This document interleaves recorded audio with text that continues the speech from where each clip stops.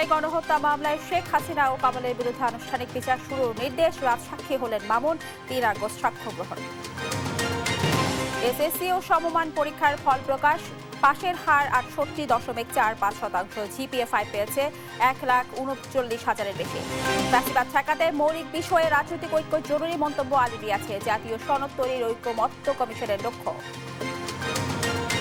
Commission সভায় বসেছে EC, এজেন্ডায় গণপ্রতিনিধিত্ব আদেশ সহ বিভিন্ন ইস্যু। নির্বাচন সুষ্ঠুভাবে অনুষ্ঠানে সহযোগিতায় প্রস্তুত বিজিবি। টানা বৃষ্টি ও উজানের ঢলে ফেনীতে বন্যা পরিস্থিতির অবনতি, বাঁধ ভেঙে প্লাবিত শতাধিক গ্রাম। বৃষ্টিতে সারা দেশের জনজীবন ব্যাহত।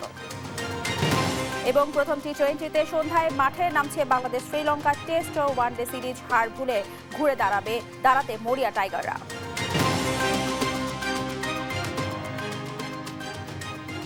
দেখছিলেন সংবাদ শিরোনাম। সংবাদ দুপুরের সঙ্গে আছি আমি রাবে ইসলাম স্নেহা। এবার বিস্তারিত। জুলাই গণহত্যা মামলায় শেখ হাসিনা সহ ৩ আসামির বিরুদ্ধে অভিযোগ গঠনের আদেশ দিয়েছে আন্তর্জাতিক অপরাধ ট্রাইব্যুনাল। বৃহস্পতিবার বিচারপতি গোলাম মর্তুজা মজুমদারের নেতৃত্বাধীন 3 সদস্যের ট্রাইব্যুনাল একে আদেশ দেন। এ সময় অপরাধ স্বীকার করে রাজসাক্ষী হতে চান সাবেক আইজিপি চৌধুরী আবদুল্লাহ আল মামুন। ট্রাইব্যুনাল তার আবেদন মঞ্জুর করে আগামী ৩ আগস্ট সূচনা বক্তব্য ও ৪ আগস্ট সাক্ষ্য গ্রহণের দিন ধার্য করেন। সহকর্মী সাবরিনা মজুমদারের রিপোর্ট, জানাচ্ছেন মোহাম্মদ সাকিব।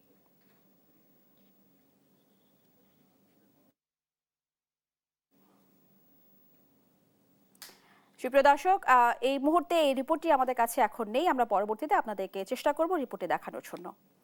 চলে যাব অন্যান্য খবরে। এসএসসি ও সমমান পরীক্ষার ফল প্রকাশ করা হয়েছে। এবার গড় পাশের হার ৬৮.৫৭%। দুপুরে একযোগে ফলাফল প্রকাশ করে সংশ্লিষ্ট বোর্ডগুলো। এবার জিপিএ 5 পেয়েছে ১,৩৯,০৩২ জন শিক্ষার্থী। দুপুর ২টার পর থেকে সংশ্লিষ্ট পরীক্ষা কেন্দ্র, শিক্ষা প্রতিষ্ঠান এবং শিক্ষা বোর্ডগুলোর ওয়েবসাইটে প্রকাশ করা হয় ফলাফল হস্তান্তরের এবার থাকছে না কোনো আনুষ্ঠানিকতা। এছাড়াও মোবাইল ফোনে ১৬২২২ নম্বরে SMS এর মাধ্যমেও ফল জানার সুযোগ রয়েছে। ফলাফল নিয়ে অসন্তুষ্ট শিক্ষার্থীরা এবারও ফল পুনর্নিরীক্ষার সুযোগ পাবেন। খাতা পুনর্নিরীক্ষণের জন্য SMS এর মাধ্যমে ১১ জুলাই থেকে ১৭ জুলাই পর্যন্ত আবেদন করা যাবে।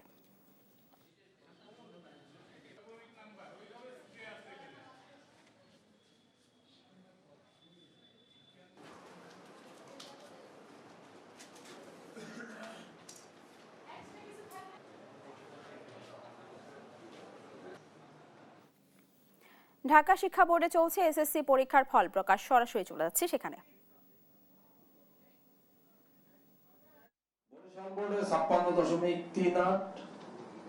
সিলেট বিভাগে সিলেট বোর্ডে ৬৮.57, দিনাজপুর বোর্ডে ৬৭.03, ময়মনসিংহ বোর্ডে ৫৮.22 এবং আমাদের এই ৯ বোর্ড সাধারণ শিক্ষা বোর্ডগুলোর গড় হচ্ছে পাশের হার ৬৮.০৪%।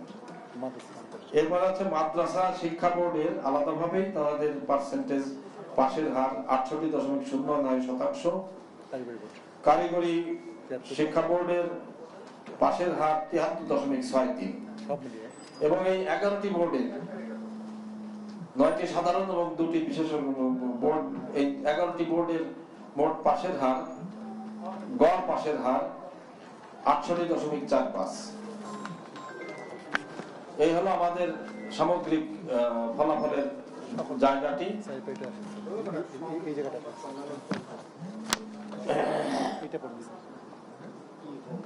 অন্যান্য বোর্ডের জিপিএটা একটু বলে দিন।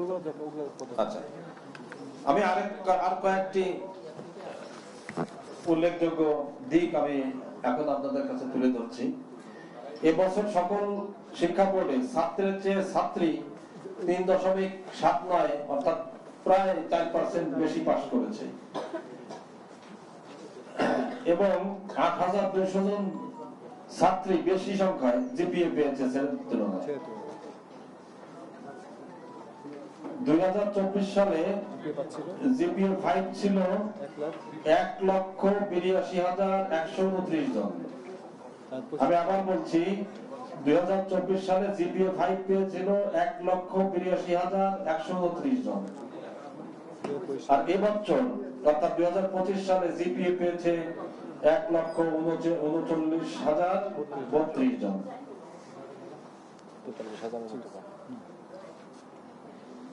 2024 সালে পাশের হার ছিল, গড় পাশের হার ছিল 83.04। এবছর পাশের হার 68.45। মোট প্রতিষ্ঠান বেড়েছে 227টি, মোট কেন্দ্র কমেছে 85টা। এই ছিল আমাদের। বিদেশ কেন্দ্রে আছে আমাদের কয়েকটি, 8টি বিদেশে আমাদের বিদেশি কেন্দ্র আছে। সেখানে আমাদের ফরেন মিশন গুলোতে যারা চাকরি করেন তাদের সন্তানেরা ওই সকল বিদেশি কেন্দ্রে, বিদেশি স্কুল আছে সেখানে পড়ালেখা করেন এবং তাদের পরীক্ষা ওখানে বসে তার দেওয়ার ব্যবস্থা আমরা এখান থেকে ঢাকা বোর্ডের আন্ডারে করে ব্যবস্থা করে দিই। পরীক্ষা প্রশ্ন খাতা উত্তরপত্র একটু দূরে আমাদের সেই পরিমাণের ব্যবস্থা আছে কূটনৈতিক চ্যানেলে।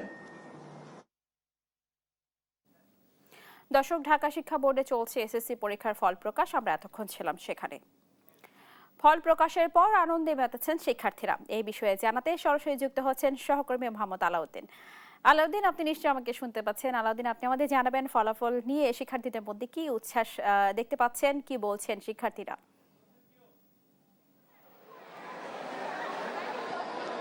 স্নেহা, এই মুহূর্তে আমি আছি রাজধানীর ভিকারুননিসা নূন স্কুল অ্যান্ড কলেজে এবং এখানে এসে আমি যেমনটি দেখতে পাই যে আজ কিন্তু এসএসসি এবং সমমান পরীক্ষার রেজাল্ট ইতিমধ্যে প্রকাশিত হয়ে গেছে এবং শিক্ষা বোর্ড থেকে কিন্তু সেই রেজাল্ট প্রকাশিত হওয়ার পর আমরা জানতে পারি যে সারা দেশে 68.45% শিক্ষার্থী কিন্তু এবার কৃতকার্য হয়েছে এবং এর মধ্যে ঢাকায় কৃতকার্যের রেশিও ছিল 67.51% এবং এর মধ্যে 1,39,032 জন শিক্ষার্থী কিন্তু জিপিএ 5 পেয়ে তারা কৃতকার্য হয়েছিল।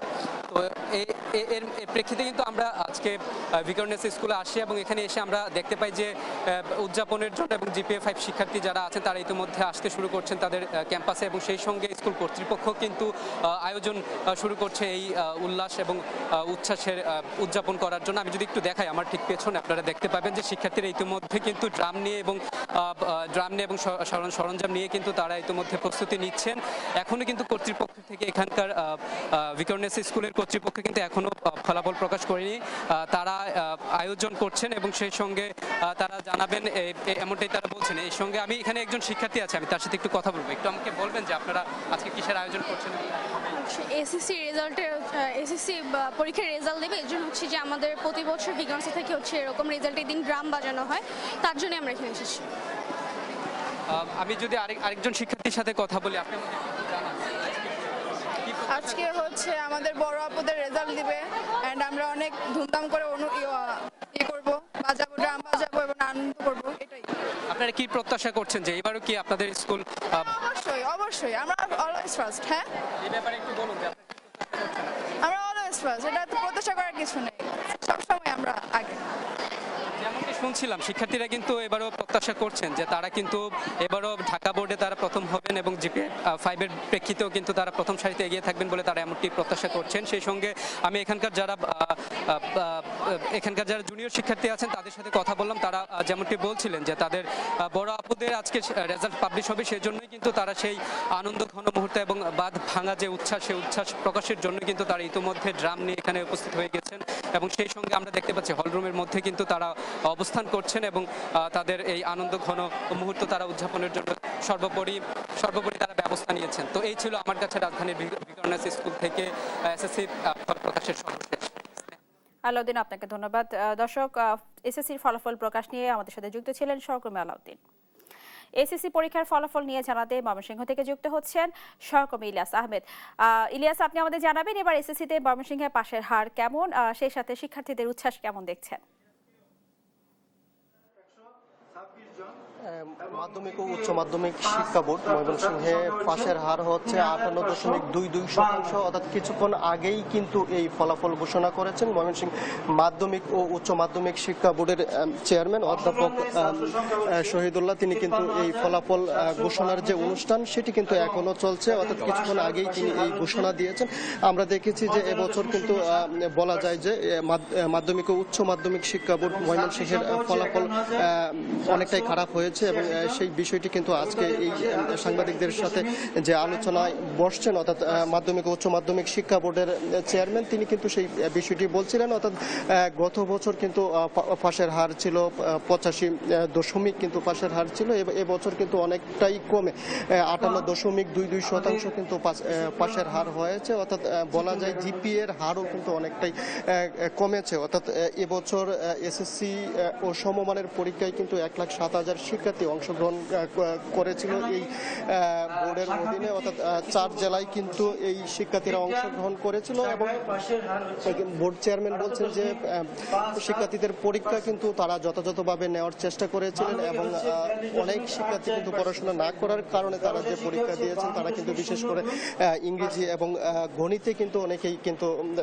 ফলাফল অনেকটাই খারাপ করেছেন এবং তারা বলছেন যে এই যারা ফলাফল খারাপ করেছে তাদের হতাশ না হয়ে কিন্তু আরো মনোযোগ সহকারে পড়াশোনার কোথাও কিন্তু সেই বিষয়টি কিন্তু বলছিলেন। আমরা দেখেছি যে এই ফলাফলকে কেন্দ্র করে কিন্তু প্রত্যেকটি স্কুলে কিন্তু শিক্ষার্থীরা সকাল থেকেই জড়ো হয়েছে এবং তারা কিন্তু কিছুটা উদ্বেগ উৎকণ্ঠার মধ্যে কিন্তু ছিল। অর্থাৎ এই ফলাফল ঘোষণার মধ্য দিয়ে কিন্তু শিক্ষার্থীরা তারা তাদের যে রেজাল্ট শিট কিন্তু তারা জানতে পেরেছে এবং বেশ কয়েকজন অভিভাবকের সঙ্গেও কিন্তু আমরা কথা বলেছিলাম এবং তারাও বেশ কয়েকদিন ধরেই কিন্তু এই ফলাফলকে ঘিরে কিন্তু তারা কিছুটা উদ্বিগ্ন ছিল এবং বলছে যে যারা অর্থাৎ বেশিরভাগ শিক্ষার্থী কিন্তু ময়মনসিংহের বোর্ডের অধীনে যারা পরীক্ষা দিয়েছিলেন তারা কিন্তু অনেকেই খারাপ করেছেন এবং তাদের খারাপ হওয়ার কারণ কিন্তু বলছেন যে বিশেষ করে ইংরেজি এবং গণিতে কিন্তু অনেক শিক্ষার্থী এবং আইসিটিতে কিন্তু অনেক শিক্ষার্থী তারা ফলাফল খারাপ করেছে এবং তাদেরকে সেই বিষয়ে কিন্তু জোর দেওয়ার জন্য শিক্ষক সহ প্রত্যেকটি স্কুলের যে প্রধান রয়েছে তাদেরকে কিন্তু তাগিদ দেওয়ার যে বোর্ড চেয়ারম্যান রয়েছে তারা কিন্তু বলছিলেন। অর্থাৎ যারা ফলাফল খারাপ করেছে তাদের হতাশা না হয়ে কিন্তু সামনের জন্য কিন্তু আরো মনোযোগী হয়ে পড়াশোনা করার তাগিদ কিন্তু এখান থেকে দিয়েছেন। এই ছিল আমার কাছে ময়মনসিংহ থেকে এসএসসি ও সমমানের পরীক্ষার ফলাফল নিয়ে সর্বশেষ। ইলিয়াস, আপনাকে ধন্যবাদ। দর্শক, ময়মনসিংহের এসএসসি পরীক্ষার ফলাফলের খবর জানাচ্ছিলেন আমাদের সহকর্মী। দর্শক, যশোরে শিক্ষা বোর্ডের ফলাফল জানাতে সরাসরি যুক্ত হচ্ছেন সহকর্মী সালাউদ্দিন সাগর।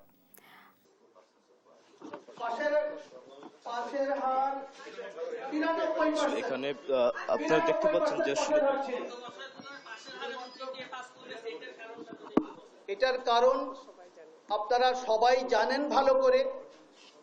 জুলাই বিপ্লব বা আন্দোলন সংগ্রামের কারণে আমাদের শিক্ষার্থীরা আমি যেটা মনে করি যে অনেক প্রতিষ্ঠানেই ঠিকমতো ক্লাস হয়নি বা ঠিকমতো হয়তো তারা পড়ার টেবিলেও বসতে পারেনি এবং এত সুষ্ঠু পরিবেশে সেই পরীক্ষাটা অনুষ্ঠিত হয়েছে যে এখানে তাদের অন্য কোনো কথা ভাবারও অবকাশ ছিল না, যে কারণে আমার মনে হয় একটু প্রভাব জুলাই বিপ্লব বা আন্দোলন সংগ্রামের কারণে একটা প্রভাব পড়তেই পারে। এছাড়াও শিক্ষার্থীদের প্রস্তুতি বা সেই ধরনের ব্যবস্থা হয়তো তাদের ছিল না, যে কারণে এটা হতে পারে।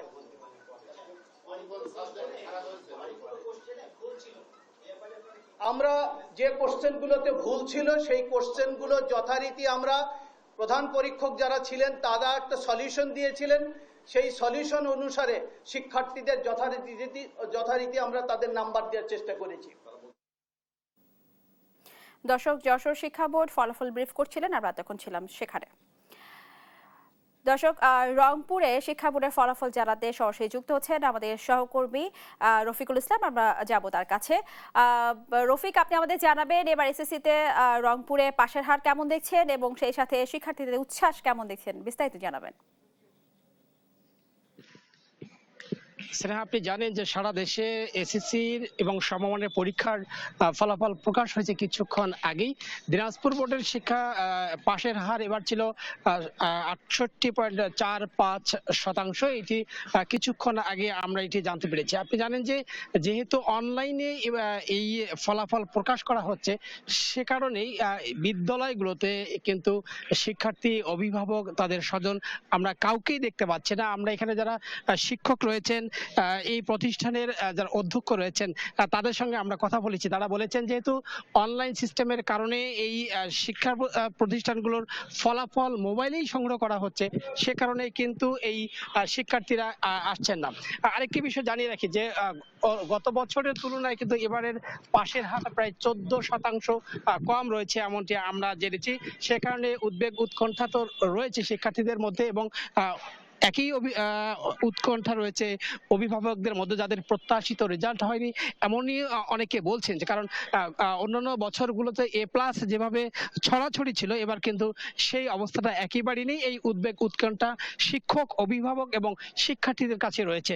আমরা যুক্ত করতে চাই একজন শিক্ষকের কাছে একেবারেই ছোট করে, এবারের ফলাফল কি প্রত্যাশিত আপনাদের কাছে? একেবারেই ছোট করে জানতে চাই। আসলে এবারের ফলাফলটা একটু ব্যতিক্রম হয়েছে। এই ফলাফলটা আমরা প্রত্যাশা করছিলাম আর একটু ভালো হবে, কিন্তু আমাদের প্রত্যাশার বাইরে গিয়ে এই ফলাফলটা হয়েছে। আমরা তারপর আশাবাদী যে শিক্ষার্থীরা এটা কেটে উঠবে আগামী বছরগুলোতে। গত বছর এই দিনাজপুর বোর্ডের অধীনে 1,82,410 জন শিক্ষার্থী অংশ নিয়েছিলেন। স্নেহা। রফিক, আপনাকে ধন্যবাদ। দর্শক, রংপুরে এসএসসি পরীক্ষার ফলাফলের সম্পর্কে জানাচ্ছিলাম আমাদের সহকর্মী বিস্তারিত। জাতীয় প্রেস ক্লাবে আলোচনা সভায় বক্তব্য রাখছেন বিএনপি মহাসচিব মির্জা ফখরুল ইসলাম আলমগীর। সরাসরি চলে যাচ্ছে সেখানে। প্রত্যেকটি সংস্কার কমিশনের উপর আমাদের নিজস্ব ওয়ার্কিং টিম তৈরি করেছি। তারা কাজ করেছে দিনের পর দিন, রাতের পর রাত, দেশের স্পর্শদের নিয়ে, এবং আমরা প্রত্যেকটি বিষয়ে আমাদের মতামত আমরা সংস্কার কমিটিগুলোর সামনে তুলে ধরেছি। এবং কয়েকদিন আগেই সেটা বলেছি প্রেস কনফারেন্স করে যে আমরা কতগুলো বিষয়ের সঙ্গে আমরা একমত, তার মধ্যে দেখা যায় যে ম্যাক্সিমাম বিষয়গুলোর সঙ্গে আমরা একমত। কতগুলো মৌলিক বিষয় আছে যে বিষয়গুলোকে আমরা বলেছি আমরা একটা হতে পারছি না, কিন্তু আমরা মনে করি এটা ভবিষ্যতে যে পার্লামেন্ট আসবে সেই পার্লামেন্টে ডিবেট করে সেই বিষয়গুলো চূড়ান্ত সিদ্ধান্ত নেওয়া যেতে পারে। সবচেয়ে বড় কথা যেটা, যে এই দেশের মালিককে, এই দেশের মালিক তো জনগণ। এই দেশের কাঠামো, এই দেশের পলিটিক্স, এই দেশের অর্থনীতি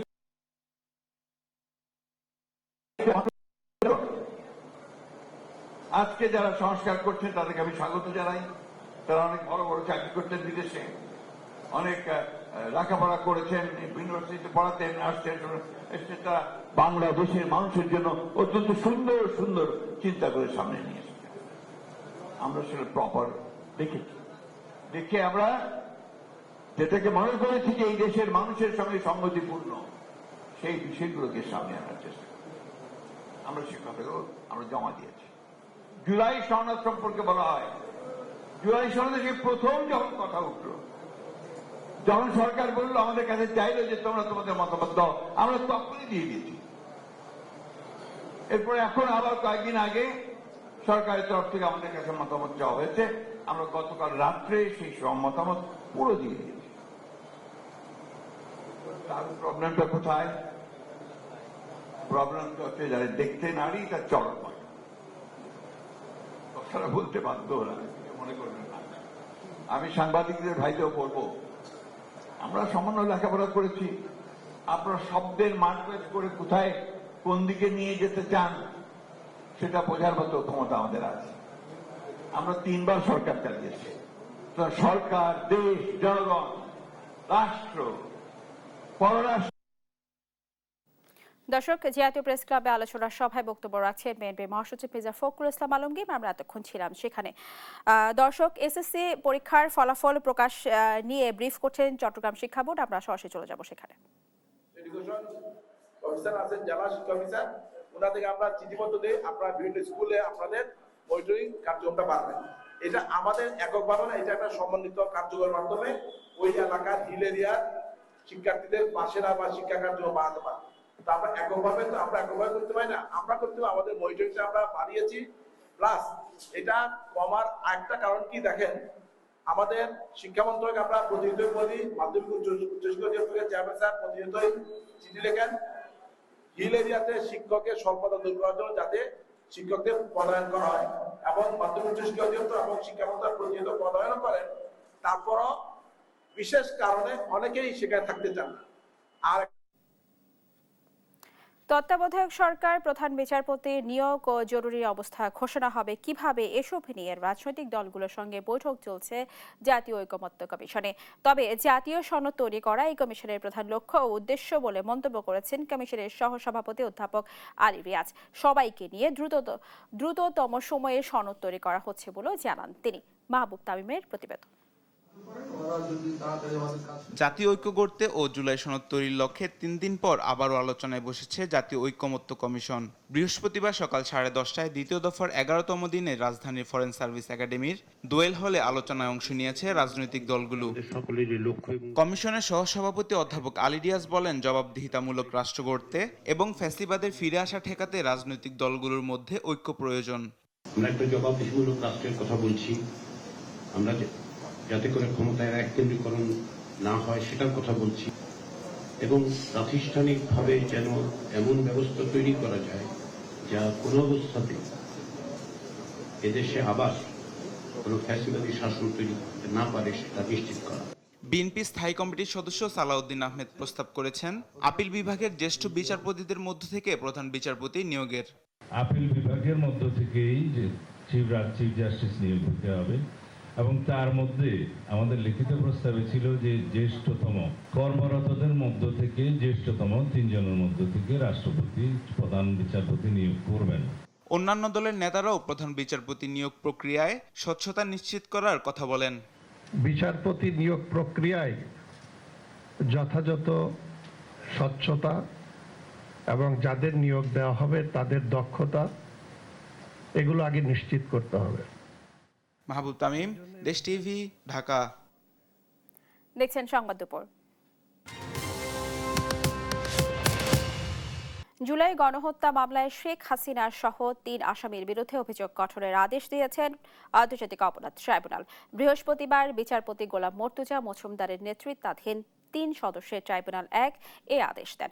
এ সময় অপরাধ স্বীকার করে রাজসাক্ষী হতে চান সাবেক আইজিপি চৌধুরী আব্দুল্লাহ আল মামুন। ট্রাইব্যুনাল তার আবেদন মঞ্জুর করে আগামী 3 আগস্ট সূচনা বক্তব্য ও 4 আগস্ট সাক্ষ্য গ্রহণের দিন ধার্য করেন। সহকর্মী সাবরিনা মজুমদারের রিপোর্ট, জানাচ্ছেন মোহাম্মদ সাকিব।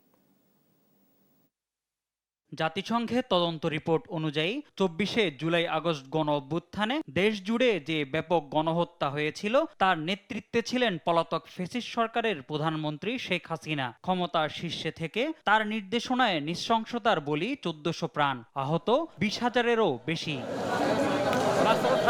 শেখ হাসিনার সঙ্গে বিভিন্ন ব্যক্তির ফোনালাপ ও পর্যাপ্ত ডকুমেন্টের উপর ভিত্তি করে গত 1 জুন 3 জনের বিরুদ্ধে 5টি অভিযোগ আমলে নেন ট্রাইব্যুনাল। পরে অভিযোগ গঠনের শুনানি করে প্রসিকিউশন ও আসামিপক্ষ। সেই মামলায় শেখ হাসিনা সহ 3 আসামির বিরুদ্ধে বৃহস্পতিবার আনুষ্ঠানিক অভিযোগ গঠনের আদেশ দিলেন ট্রাইব্যুনাল 1। তদানীন্তন প্রধানমন্ত্রী শেখ হাসিনা, তদানীন্তন স্বরাষ্ট্রমন্ত্রী আসাদুজ্জামান খান কামাল, তদানীন্তন inspector general of police Chowdhury Abdullah Al মামুনের বিরুদ্ধে আনুষ্ঠানিকভাবে অভিযোগ গঠন করেছেন এবং আগামী 3রা আগস্ট এবং 4ঠা আগস্ট এই 2 দিন ওপেনিং স্টেটমেন্ট এবং সাক্ষীর পরীক্ষার জন্য দিন ধার্য করেছেন, অর্থাৎ ওই দিন সাক্ষ্য শুরু হবে। এর মধ্য দিয়ে জুলাই গণহত্যার প্রথম কোনো মামলার আনুষ্ঠানিক বিচার কাজ শুরু হতে যাচ্ছে। এদিন কোর্টে দাঁড়িয়ে দায় স্বীকার করে শেখ হাসিনার বিরুদ্ধে সাক্ষ্য দিতে রাজসাক্ষী হতে চান সাবেক আইজিপি চৌধুরী আব্দুল্লাহ আল মামুন। এ সময় রাজসাক্ষী হওয়ার আবেদন মঞ্জুর করে আদেশ দেন ট্রাইব্যুনাল। তিনি তার দোষ স্বীকার করেছেন এবং তিনি বলেছেন তিনি একজন সাক্ষী হিসাবে এই যে ঘটনাটি মানবতা বিরোধী অপরাধ 2024 জুলাই আগস্টে হয়েছিল, সেই অপরাধের সমস্ত কিছু যেহেতু তার জানবার কথা, তিনি সমস্ত তথ্য আদালতকে উদ্ঘাটনের ব্যাপারে সহায়তার মাধ্যমে তিনি অ্যাপ্রুভার হতে চেয়েছেন এবং সেই প্রার্থনাও আদালত মঞ্জুর করেছে। এর আগে সকালে মামলায় অভিযুক্ত 3 জনের মধ্যে একমাত্র আটক সাবেক আইজিপি চৌধুরী আব্দুল্লাহ আল মামুনকে ট্রাইব্যুনালে হাজির করা হয়। মামলার পরবর্তী পদক্ষেপ হবে 3 আগস্ট হবে সূচনা বক্তব্য, পরে 3 আসামির বিরুদ্ধে শুরু হবে সাক্ষ্য গ্রহণ। মোহাম্মদ সাকিব, দেশ টিভি, ঢাকা। আসন্ন নির্বাচন সুষ্ঠুভাবে অনুষ্ঠানে প্রস্তুত বিজেপি, জানালেন মহাপরিচালক মেজর জেনারেল আশরাফুজ্জামান সিদ্দিকী। সকালে চট্টগ্রামের সাতকানিয়ায় বায়তুল ইজ্জতের border guard training center and স্কুলে এ কথা জানান তিনি। পুশব্যাকের নামে ভারতীয় নাগরিক ও রোহিঙ্গাদের বাংলাদেশে ঠেলে দেওয়া হচ্ছে বলে অভিযোগ করেন বিজিবি মহাপরিচালক। এর আগে বিজিবির 103তম রিক্রুট ব্যাচের সমাপনী কুচকাওয়াজ পরিদর্শন করেন তিনি। শাহাদাত নিশাদের প্রতিবেদন। বৈরী আবহাওয়ার মাঝে ঝুম বৃষ্টি। চট্টগ্রামের সাতকানিয়ার বীর উত্তম মুজিবুর রহমান প্যারেড গ্রাউন্ডে অনুষ্ঠিত হয় বিজিবির 103তম রিক্রুট ব্যাচের সমাপনী কুচকাওয়াজ। প্যারেড গ্রাউন্ডে সারিবদ্ধ রিক্রুটরা গায়ে নতুন উর্দি আর চোখে স্বপ্ন নিয়ে পা মেলান কুচকাওয়াজে। মাসব্যাপী কঠোর প্রশিক্ষণের পর আজ ছিল তাদের গর্বিত উপস্থাপন। অনুষ্ঠানের শুরুতে শপথ নেন 36 জন নারী সহ 694 জন রিক্রুট। পরে বিজিবি মহাপরিচালক সাংবাদিকদের জানান, সীমান্তে পুশিন বন্ধে বিভিন্ন পদক্ষেপ নেওয়া হচ্ছে। পুশব্যাক বা পুশিন আপনারা যেটাই বলেন, এটা প্রতিনিয়ত হচ্ছে। মাঝে মাঝে দুই একটা দিন হয়তো বন্ধ থাকছে, বাট চূড়ান্তভাবে পুরো প্রক্রিয়াটি বন্ধ হয়নি। এই বিষয়ে আমরা আমাদের পক্ষ থেকে বিএসএফ এর কাছে করার প্রতিবাদ সবসময় দিচ্ছি এবং যেটা বলেছিলাম, নিয়ম মাফিক ভাবে হ্যান্ডওভার করা। যদি আমাদের বাংলাদেশি কেউ অবৈধভাবে ভারতে গিয়ে থাকে, তাদেরকে কিছু কিছু জায়গায় বিএসএফ কে আমরা বুঝিয়ে একটা নেগোশিয়েট করে মিটিং এর মাধ্যমে আমরা নিশ্চিত করেছি তারা আমাদেরকে অফিসিয়ালি হ্যান্ডওভার করছে। নির্বাচন প্রসঙ্গে তিনি বলেন, আসন্ন নির্বাচন সুষ্ঠু করতে প্রস্তুত বিজিবি। নির্দেশনা অনুযায়ী মাঠে নামবে তারা।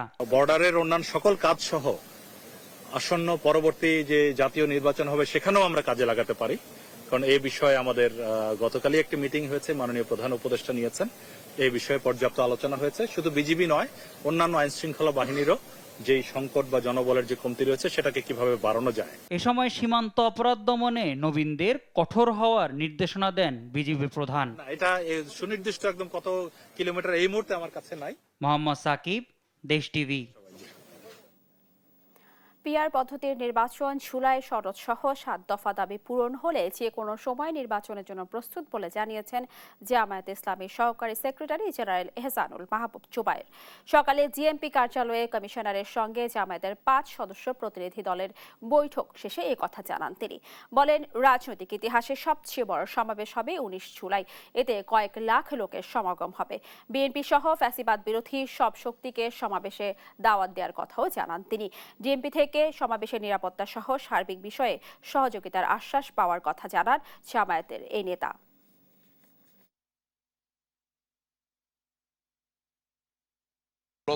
আগামী 19 জুলাই সরওয়ার্দী উদ্যানে 2টার সময় আমাদের যে জাতীয় সমাবেশ, এই উপলক্ষে আমরা এসেছিলাম।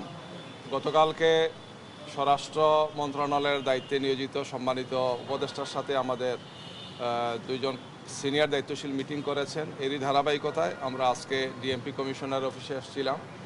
আমরা ওনাদেরকে অবহিত করেছি, আমাদের পরিকল্পনা ওনাদেরকে জানিয়েছি এবং এ ব্যাপারে প্রয়োজনীয় সহযোগিতা ওনারা করবেন সেটা আমাদেরকে আশ্বস্ত করেছে।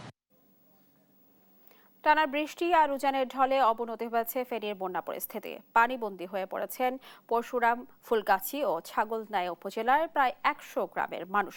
ক্ষতিগ্রস্ত হয়েছে ঘরবাড়ি, ফসলি জমি ও রাস্তাঘাট। দুর্গত এলাকায় দেখা দিয়েছে বিশুদ্ধ পানির সংকট। এদিকে নোয়াখালী, সাতক্ষীরা, ভোলা, কুমিল্লায় প্লাবিত হয়েছে নিম্নাঞ্চল। এতে ফসলি জমি, ঘরবাড়ি এবং শিক্ষা প্রতিষ্ঠান ব্যাপক ক্ষতিগ্রস্ত হয়েছে। বিস্তারিত অঙ্গন চৌধুরীর রিপোর্টে।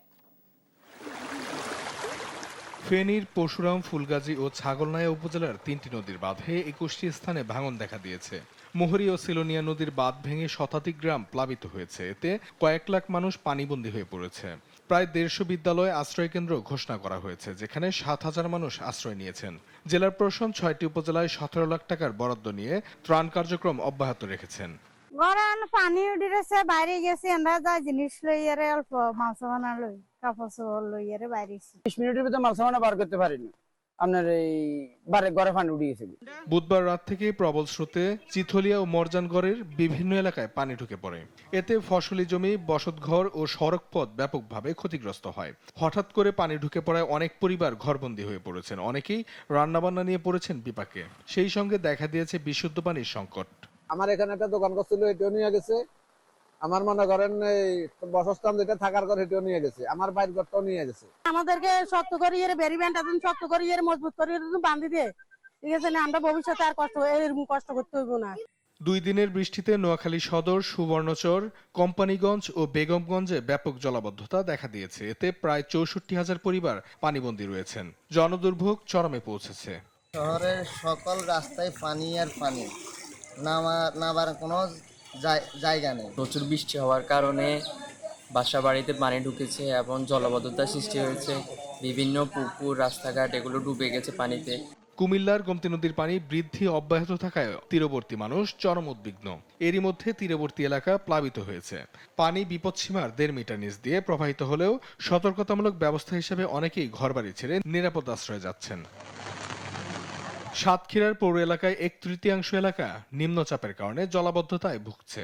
সদরের নিম্নাঞ্চলে প্রায় 3,000 পরিবার পানিবন্দী অবস্থায় দিন কাটাচ্ছেন। অনেকেই কলা গাছের ভেলায় ও ককশিট ব্যবহার করে চলাচল করছেন। বাড়ির ভিতরে এখন হাঁটু সমান পানি, এখন বাচ্চা কাচ্চা তো চলাফেরা করতেই পারতেছি না। তারপর হাড়ি ভল্টি সব ঘরের ভিতরে কি উৎপাচ্ছে বলার কথা। ঘরে সাপ উঠতেছে, বাড়ি উঠোনে সব পানি বন্দি, রান্না করতে পারতেছি না। ভোলায় চলমান 5 দিনের টানা বর্ষণে 289 মিটার বৃষ্টিপাত রেকর্ড করা হয়েছে। চর ফ্যাশনের 10টি গ্রাম সবচেয়ে বেশি ক্ষতিগ্রস্ত হয়েছে। পুকুর ঘের ভেসে গেছে, খেটে খাওয়া মানুষ কাজ হারিয়ে চরম দুর্দশায় দিন কাটাচ্ছেন। টানা বৃষ্টি ও নদীর পানি বৃদ্ধিতে দেশের দক্ষিণাঞ্চলের বহু পরিবার বিপাকে পড়েছেন। এমন পরিস্থিতিতে সরকারি সহায়তা বাড়ানোর দাবি ভুক্তভোগীদের। অঙ্কন চৌধুরী, নিউজ ডেস্ক, দেশ টিভি। দর্শক, ফুলগাজীর বন্যা পরিস্থিতি জানাতে সরাসরি যুক্ত হচ্ছেন সহকর্মী আলিমুজ্জামান সাফওয়ান। সাফওয়ান, আপনি আমাদের জানাবেন এই মুহূর্তে কেমন পরিস্থিতি দেখতে পাচ্ছেন, ভুক্তভোগীরা কি বলছেন? স্নেহা, এই মুহূর্তে আমি রয়েছি ফেনীর ফুলগাজী এলাকায় এবং এখানে আমার পাশে একটি স্কুল রয়েছে। এটি হচ্ছে এখানে আশ্রয় কেন্দ্র হিসেবে ব্যবহৃত হচ্ছে। এটির নাম হচ্ছে আলী আজম স্কুল এবং এটি হচ্ছে মুন্সিরহাট এলাকায় অবস্থিত। আমরা সর্বশেষ যে তথ্যটি পেয়েছি যে এই স্কুলে হচ্ছে আশপাশের প্রায় 50টি পরিবার এখানে আশ্রয় নিয়েছে এবং তাদের সংখ্যা হবে প্রায় 3 শতাধিক। তো এখানে দেখতে পাচ্ছেন যে বিজিবির একটি দল তারা কিছুক্ষণ আগে তাদের জন্য ত্রাণ এবং সাহায্য নিয়ে ভেতরে প্রবেশ করেছে এবং ফেনী 4 বিজিবি ব্যাটালিয়নের যে সিইও রয়েছেন তার নেতৃত্বে এখানে ত্রাণ সহায়তা করা হচ্ছে এবং এছাড়া কিছুক্ষণ আগে এখানে সেনাবাহিনীও আসলে ত্রাণ সহায়তা দিয়েছে। সেনাবাহিনীর কুমিল্লা ক্যান্টনমেন্টের 33 পদাতিক ডিভিশনের যে প্রধান কর্মকর্তা রয়েছেন তিনি এখানে এসেছিলেন এবং এখানে যারা আটকে পড়া জনগোষ্ঠী ছিল তাদেরকে আসলে এখান থেকে উদ্ধার করা হয়েছে। পাশাপাশি যারা আসলে এখানে খাবারের সংকটে ভুগছিলেন, কারণ জানেন যে পানি পুরো এলাকা তলিয়ে যাওয়ার কারণে এখানে কিন্তু তারা রান্না করতে পারছেন না, পাশাপাশি তাদের বসত ভিটা সহ প্রত্যেকটি জায়গায় কিন্তু পানিতে একেবারে তলিয়ে গেছে। তো এখানকার যে আশ্রয় কেন্দ্র সেখানেও যে পানি কতটা আসলে দেখতে পাচ্ছেন অনেকটাই বেশি, আশ্রয় কেন্দ্রের ভেতরে অনেকটাই পানি ভেতরে ঢুকে গেছে। তো সর্বশেষ জেলা প্রশাসনের পক্ষ থেকে যেটি বলা হয়েছে যে ফেনীর সর্বোচ্চ পানির যে বিপদসীমা সেটি 2 মিটার নিচ দিয়ে অতিবাহিত হচ্ছে। তবে 21টি বাঁধ ভেঙে যাওয়ার কারণে কিন্তু এখনো নতুন এলাকা কিন্তু প্লাবিত হচ্ছে। আমরা নতুন করে ছাগলনাইয়া উপজেলায় প্লাবিত হওয়ার খবর আমরা পেয়েছি। পাশাপাশি পশুরাম এলাকা থেকে পানি কিছুটা কমেছে এবং নিম্নাঞ্চল যেগুলো রয়েছে ফুলগাজী, ছাগলনাইয়া এসব এলাকা কিন্তু নতুন করে আবারও প্লাবিত হচ্ছে। তবে সদর যে জায়গা ফেনী সদর সেই জায়গায় বন্যা পরিস্থিতির কিছুটা উন্নতি হয়েছে। তো এখন পর্যন্ত আমরা জানতে পেরেছি যে প্রায় শতাধিক গ্রামের প্রায় লক্ষাধিকের উপরে মানুষ এখনো পানিবন্দী আসলে অবস্থায় দিন পার করছে। তো এখন পর্যন্ত সবার কাছে আসলে প্রশাসনের পক্ষ থেকে পৌঁছানো সম্ভব হয়নি। তারা সবাই কিন্তু এখনো ত্রাণ বা উদ্ধার যে সহায়তা সেটি কিন্তু তারা পায়নি। তবে জেলা প্রশাসনের পক্ষ থেকে আমরা যেটি জানতে পেরেছি প্রায় 17 লক্ষ টাকা তাদের ত্রাণ সহায়তার জন্য তারা বরাদ্দ করেছে। তো আমার কাছে ফেনীর ফুলগাজী থেকে বন্যা পরিস্থিতির এ ছিল সর্বশেষ খবর। স্নেহা। সাফওয়ান, আপনাকে ধন্যবাদ। দর্শক, ফেনীর ফুলগাজীর বন্যার পরিস্থিতি জানাচ্ছিলেন আমাদের সহকর্মী। দেখছেন সংবাদ দুপুর। ইউক্রেনে টানা দ্বিতীয় দিনের মতো ভয়াবহ ড্রোন হামলা চালিয়েছে রাশিয়া। বৃহস্পতিবার ভোরে চালানো এই হামলায় প্রাণ গেছে আরও 2 জনের, আহত হয় অন্তত 13 জন। চলমান সংঘাতে প্রতিদিন দুই পক্ষ গড়ে 7,000 সেনা হারাচ্ছে বলে জানিয়েছেন মার্কিন প্রেসিডেন্ট ডোনাল্ড ট্রাম্প। এছাড়া যুদ্ধ বন্ধ ও ইউক্রেনের সামরিক সক্ষমতা বাড়াতে পশ্চিমা মিত্রদের কাছে ছুটছেন প্রেসিডেন্ট জেলেনস্কি। নীরব দাসের রিপোর্ট। নক্ষত্র খসে পড়ার মতোই শত শত ড্রোন আর ক্ষেপণাস্ত্র ধেয়ে আসছে ইউক্রেনের রাজধানী কিয়েভে। সঙ্গে সঙ্গেই বেজে ওঠে সাইরেন, কানে আসে বিস্ফোরণের বিকট শব্দ, আর চারদিকে আহাজারি। বৃহস্পতিবার ভোরে শতাধিক ড্রোন আর ক্ষেপণাস্ত্র দিয়ে কিয়েভের 6টি জেলা শহরে হামলা চালায় রাশিয়া, যেগুলো আঘাত হানে বহুতল ভবন সহ গুরুত্বপূর্ণ স্থাপনায়। ঘটে প্রাণহানিও। শহর জুড়ে বিস্ফোরণের লেলিহান শিখা ছড়িয়ে পড়লে তার নিয়ন্ত্রণে নামে দমকল বাহিনী। এ সময় বাসিন্দাদের ঘরে থাকার নির্দেশ দেয় মেয়র ভিটালি ক্লিটস্কো। বুধবার রাশিয়ার ছোড়া শতাধিক ড্রোন ও 13টি ক্রুজ ক্ষেপণাস্ত্রের ধাক্কা কাটিয়ে উঠতে না উঠতেই দ্বিতীয়বার এই ভয়াবহ হামলা চালায় রাশিয়ার সেনারা। কিয়েভ যোদ্ধারা এসব হামলা প্রতিহতের দাবি করলেও ভোরের আলোয় ভেসে ওঠে ক্ষয়ক্ষতির নজির। রাস্তায় ছড়িয়ে ছিটিয়ে পড়ে থাকতে দেখা যায় যান ও স্থাপনার ধ্বংসাবশেষ। মূলত মার্কিন প্রেসিডেন্ট ডোনাল্ড ট্রাম্প রাশিয়ার প্রেসিডেন্ট ভ্লাদিমির পুতিনকে গালমন্দ করার পর টানা দ্বিতীয়বার কিয়েভে আত্মঘাতী হামলা চালায় রাশিয়া। চলমান এই পরিস্থিতি নিয়ে মোটেও সন্তুষ্ট নন মার্কিন প্রেসিডেন্ট। এটা এমন এক যুদ্ধ যা শুরু হওয়ারই কথা ছিল না, এখনো চলতে দেওয়া উচিত না। যুদ্ধের ময়দানে উভয় পক্ষ প্রতিদিন গড়ে 7,000 তরুণ সেনা হারাচ্ছে।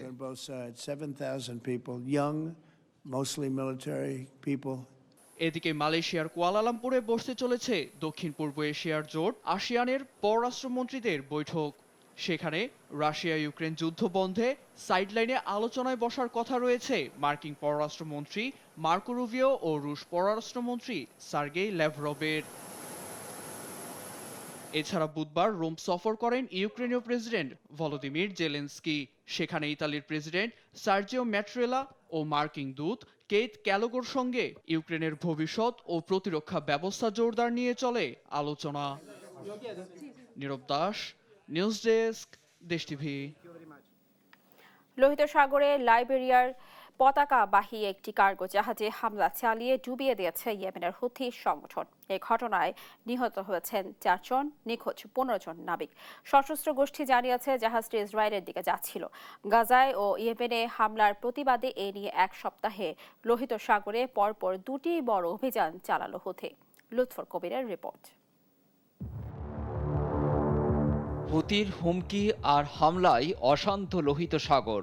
গ্রিস পরিচালিত লাইবেরিয়ান পতাকাবাহী এই বিশাল কার্গো জাহাজটি সশস্ত্র গোষ্ঠীটির ভয়াবহ হামলায় ডুবে গেছে।